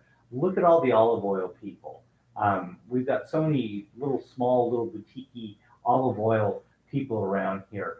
What if we could have a more convenient olive press for them? If they had a commercial kitchen, if you have, I'm going to butcher this, but Chiarlo, the Calverts, they make all these delicious products, jams and jellies, but also different types of breads and cakes and everything. Imagine the ability for them to produce all that in a commercial kitchen that meets all the standards that they could then ship out. It gives us brand. We aren't our own appellation, but we're Winters, California. We are one of the best locations anywhere. You go down to that farmer's market down at the Embarcadero at the ferry building. What do you see? Winters, California. Yeah. And some of them aren't real. I went down there one time and I said, hey, they were selling cherries. We don't grow And I walked up and I go, other stuff. I go, are these cherries from Winters? Yep. And I go, so where? And they couldn't tell me where. And I sat there, I took a picture, and I think I shared it with. So one need that we also have is, and when we had our shop for 15 years, people would come in and say, Okay, so we walk the 2 blocks of downtown, what else do we do? It's like, go up to Shawnee's place, she's got a gallery, and that's about it. So we need more stuff for tourists to do. Yep. With this hub, you can also have little booths, you can have people that sell their homemade soap, their olive oil, whatever, it could be, a weekend thing. Yep. But there's so many things that this facility could provide. And startup businesses, 2 kids that wanna start a pie company, say, and can't afford to rent a full building. So I know one of the stumbling blocks that you've mentioned and that Millie Dyer used to mention during previous discussions was, Nellie was with the planning department previously. And was that the city can't go out and get a business to come here. It's that more that the city has to respond to businesses that come, if I'm remembering that discussion right. And so that I remember you saying, it's like, hey, if you want a Trader Joe's, then you all have to go talk to Trader Joe's and tell them to get interested and come here, and then the city can respond. That's to where you go out applications. and you look for So- government grants for, like, are there grants from USDA, for example, Okay. to start a culinary school so kids can actually learn to cook so that they're not, it doesn't really matter in our town because our high school has a good culinary school. But there are grants available for helping people eat better, helping people have access to local fresh food. I mean, that would be one way to go about it, is to start doing a private-public partnership. Well, and Nellie was an incredible member of our team. Yeah. But I can tell you that going out and recruiting businesses, cities do that. I'll just share with you that, cities go out, they market themselves. One of the things, and I go back to our economic committee report, is the idea of identifying sectors. And you go out and you bring those people in. And you actively go out and recruit them. Now, unfortunately, a lot of the incentives that were out there to try and bring folks in, but the idea that we would identify types of businesses to come into Winters to do precisely what we're talking about, every day. And Sorry, but it's that the city can't reach out to a specific business and court that business. Is that the distinction, that you can kind of market yourself as an opportunity, but you can't go to a specific business? I can tell you that if you go down to Vacaville, I bet you they send out literature to every single biotech company in South San Francisco. They do. You can go out, you can court people on various things. Ultimately the struggle that we have here in Winters is they're going to go, oh, okay, we really like Winters. Where can we move into? And right now we don't have that. We're actually at a stage where we struggle for the availability of land that somebody could develop on. We need somebody that is willing to come in and put up, and sometimes it's not even that glamorous of a building. A tilt-up concrete building that has 20,000 square feet in it. The typical light industrial building, if you go over, I'll use Vacaville as an example. If you go over into some of the light industrial areas, if you go behind Leisuretowne Road, over behind where Alza Pharmaceuticals and all those buildings are back over there, you'll find all these buildings that, it's not like they're ugly concrete buildings, but they are basically, they are shell buildings that have spaces that are 10 or 20,000 square foot that you go in and you can fill with a diversity of the types of businesses that you're looking for. Right, but I mean, given our design guidelines, we probably don't want some of the tip-up concrete buildings that Vacaville has, and because we have good design guidelines, and but yeah, I mean, if there's something in. The vacuum different things buildings going. aren't ugly. You can put So- some gingerbread on stuff. And backing up to the housing, I mean, just with kind of a couple of the pieces with that is, I mean, I think, wasn't there an idea that when PG&E got running that people would be moving here? And does the city know how much that happened? Because I mean, just kind of what I'd heard is that not as many people moved here as they thought, that the people here for the week. I don't know that that's not, I don't know that that's accurate. Okay. I So, know I mean, that there, I know that there are people who live here in winters who are working there. Are And, they people who moved here because of that? you know, there's one person, I'm not sure, I'm not sure which way, but the person that I know that lives here in town has a very responsible job there, and I know that she lives here in town. Okay. I don't know So, what. I was told they were bringing 16 full-time jobs. Yeah, That was it. yeah. So it's not, I mean, words like, figures like 200 were thrown about. That's not what's happening. Okay.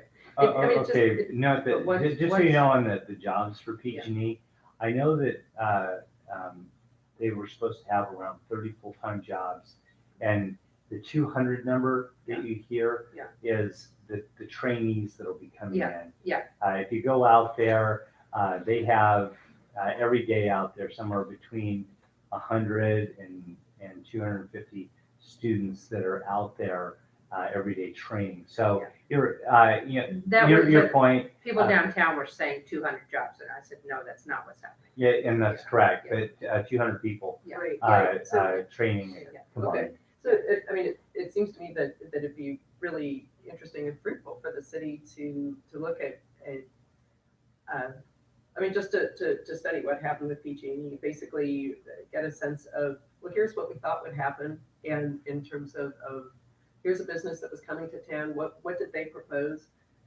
How did reality at this point match what happened and what didn't?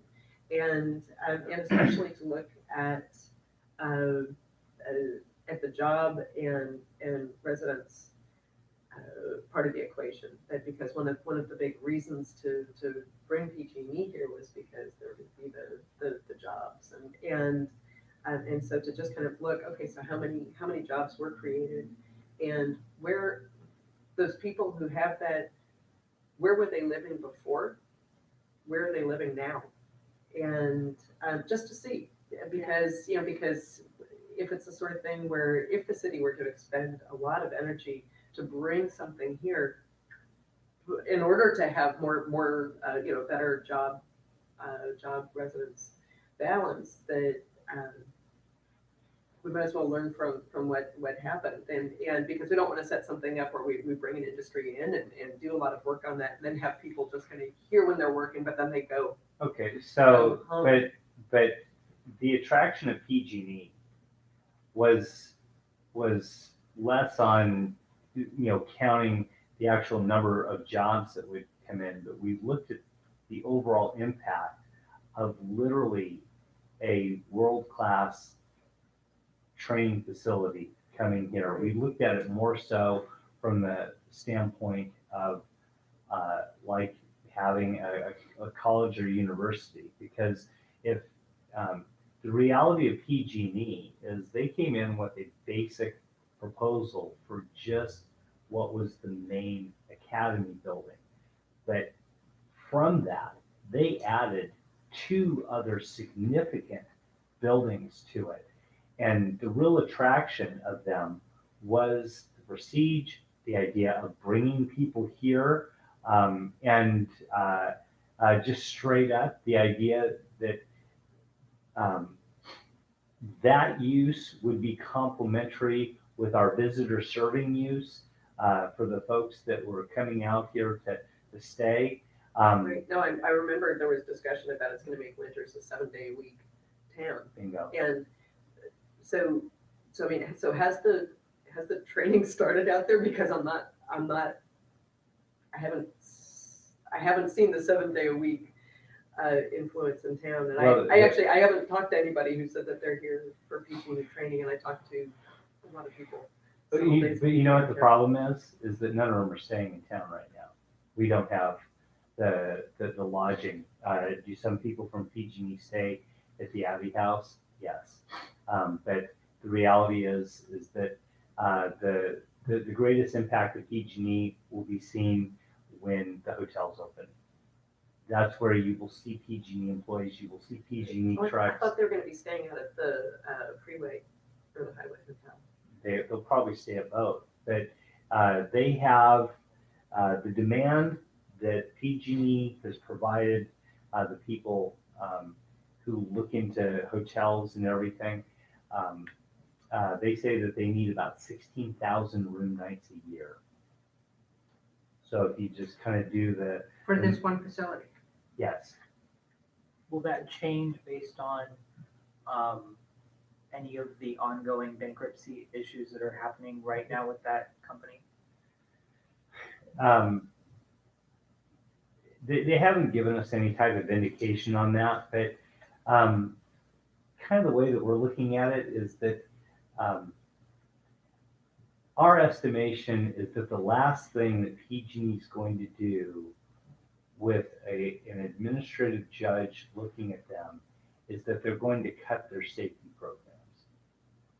I'm just, Especially a court mandated safety yeah, program, although, I mean, I think that, wasn't there something about just spinning off the gas part of the company? last night we had Senator Bill Dodd come and talk with us, but the ability to just spin off is not easy because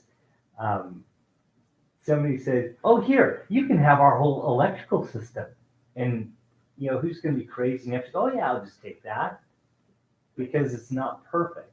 And PG&E on the gas side, they dealt with the issues with San Bruno. They're under the CPUC is really looking at them now as far as their electric side, but their gas side is still, they've got a multi-year, probably multi-decade program of replacement. And the one thing that we know about the Gas Academy here is that they represent one of the most critical elements of the future of PG&E, which is vocational training. They're getting completely away from the idea of on-the-job training out in the field, which was very old school.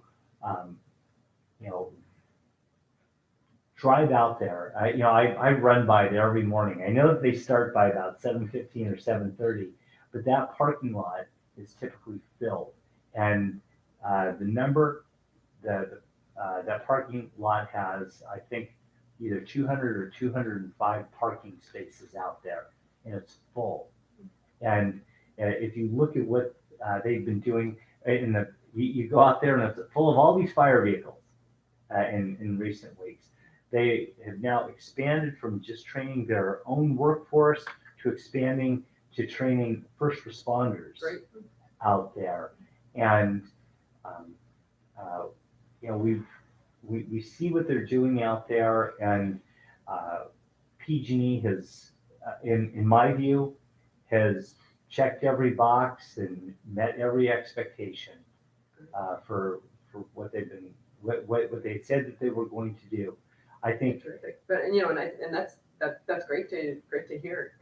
But I'd say, hey, since this is a big thing that did come in, that if Winters can look and just study it and figure out, I mean, since there's an example, let's learn from it, because some things might have gone exactly the way we thought, and then some things might not have, and to just find that out. you know what I think one of the biggest barometers will be is that once we have both hotels up and operating, that will be where we really see, did we meet some of the expectations that we had. Right, but for now, in terms of just looking at the jobs, the jobs versus where they living, and just get a sense, like, did people actually move here, or did PG&E employ people who were already here? How did that balance out? Yeah. And that I think that would be that'd be important. Yeah, Puzzle. no, I'll try and find out. you know, and actually kind of corollary to that would be just getting a sense of what types of jobs and what fields people are in who live in town, because if we want to create jobs to make it, you know, part of it to make it so that people who are here don't have to commute someplace else, well, what sorts of jobs are they? And, you know, is there a way that we can aim toward that, rather than saying, well, let's bring in a bunch of jobs. And because they're gonna be a bunch of new jobs, do we also have to build a bunch of new housing all at the same time? Do we need to, you know, so what's the most efficient way to do that, and based on some just real survey numbers of what's going on in town? Yeah, you know, one of the things that I didn't include in my little number of things, I think the upcoming census is going to be very critical as far as getting data on things, precisely on information that you're talking about. The idea, where are our residents working? What are the sectors that they're working in? And I think that a lot of that information will be generated out of the upcoming census. So, And does the city have plans to dive into that information when looking at some of the different business and residential? you bet. Last night, there's this lady, she wasn't from the census, but she got up and she talked about how important it is that the cities really work with the census, get people to fill out the forms and get information in, because it is very much data driven. You know, the one thing that I always get excited about, and this shows you how wild my life is, but every time I see the traffic counters all over, I just get giddy, because what it means is that we are going to get updated traffic count data. The traffic counters we saw on 505, we saw them on streets. They even put them on the interior core streets. Our mayor Bill Biasi had they pulled them right in front of his house. I said, man, you must have a lot of traffic on your street. But it's all data, and it tells you about the time of day. That, you know, I tell folks, those traffic counters are a lot smarter than they look. They tell you how fast you're going. They tell you what kind of car you're driving, at least the size of the vehicle, time of day. It will track where cars are actually going. It's fascinating. And it will tell us where our people work. We know that Well, I mean, it won't say, I mean, What city they're working in. yeah, right, what city they're working in, or what their field is, or, you know, I mean, it'll. But a lot of that information we which can way get out of the people are going. census. Yeah. So, yeah, so what, I mean, how does the city propose to get that information? I mean, what's the? Step one, we're going to a meeting with the census folks, and we're going to try and figure out how to harness that. I did the census, the last one, I was a worker. One big problem was I was the only person on our team that spoke any Spanish, and my Spanish isn't really good. So Well, and we I need- know, I mean, there was just the Supreme Court cases. Yeah. There's we need more people to speak specifically Spanish. at that, because I think in our area, there'd be a significant Yeah. chance that people would be The undercounted. person that's going to be in charge of the census for the city of Winters is going to be Dagoberto Fierros. And you know what? I know he has some Spanish. So, but I can't agree with you more. I was driving a long ways. I was driving over to Knight's Landing, and I had to go try to find someone home who wouldn't be there. I had to go again. I mean, it was crazy, just because I was the only person they could send out. So, yeah. Right. Yeah, the push with us, I think some of the important things when it comes time for the census is getting into some of our apartment complexes and getting those things done. You know, honestly, the single family homes in Winters, I think should be pretty easy for those to get the counts on those, but getting into things like Orchard Village and Winters My apartments building's 1, locked 2, here, so. and we're going to put you in charge of 400 Morgan Street. And But I think the key is that we need to bang the drum because, But I mean, but that's all done by census workers, not by city workers, right? No, Or but- is the city partnering with the census? it's critical that we as the city work to provide whatever assistance we can get for for the census.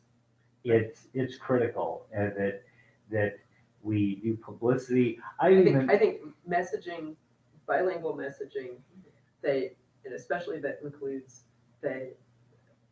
depending on how the Supreme Court case, addressing the immigration situation. There's gonna be a because people are- lot of fear surrounding the Yes, sentence. There and I was think- when I did it, yeah. it's gonna be way worse now. And, because, I mean, there's this It's- Supreme it's- Court it's- case, whether or not There's there gonna can be be so many citizenship doors question. that are gonna be closed Yeah. to the census work And because so- of that. And so I think. I was at the meeting That's- last night, and I've been in one big meeting today. on Which things. meeting was this last night? They have the YOLO leaders.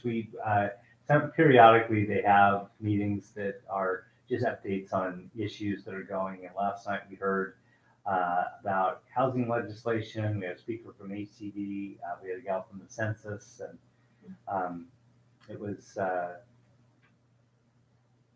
good. We walked out and we're like, What's ACD? the Department of Housing and Community Development for the state of California. Anyway, you know what? I am actually making dinner for my family tonight, There and you go. Important stuff. we've gone a little bit over, but you know what, Susan, you will be my co-host next time if you can. But no, thank you. I appreciate you coming out. Yeah, well, I'm glad you're doing this, John. Yes. It's a good opportunity for people to meet with you and, get more information and discuss ideas.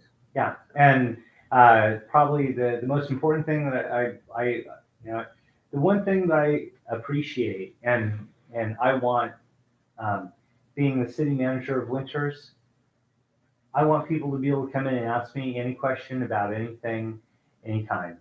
And we've got this going on our YouTube, and we're going to play this thing, and we're going to make it available for folks that might want to watch it. And that's why I'm very appreciative of all your questions. But I will share with you that I'm not afraid of any questions on anything. And because we are not we're not the Pentagon here. There's no secrets here. And I want to make sure that we get the information out there. And I've learned to appreciate winners. I tell folks that I learn more about what is on people's minds out on the soccer field than I do sitting here at City Hall. And I want, over the years, my focus, as I hire people to work for the city, our approach to things has been, I want people that are connected to Winters so that we can answer those questions. So we'll do this every fourth Thursday of the month. And, as we get other things that are rolling, we can have more of it. I think as we get into things like, you're going to have to watch the tape now to get my update on the general plan refresh stuff, I can tell you. But as we get rolling on these things, if we have to have more meetings that are more convenient for folks, we're going to have them. Because, I've learned to appreciate everything that we have here. And I know the good thing about being in a small town, everybody. The worst thing about living in a small town, everybody. And the more open that I can be with my friends and neighbors and folks, it helps everybody. Great. Thank you very much. Thanks, Let's go. John, Appreciate Good, no, thank your you. time. And I've actually got something for you. Yeah? All right. I will catch up with you, probably early next week. Okay. Susan, thank you very Okay, much. great. See you later. See you, Susan. I don't know how to turn this stuff on, but there it is. Matthew, look and wave. Matthew's saying goodbye for everybody, and if Matthew's done, we're done.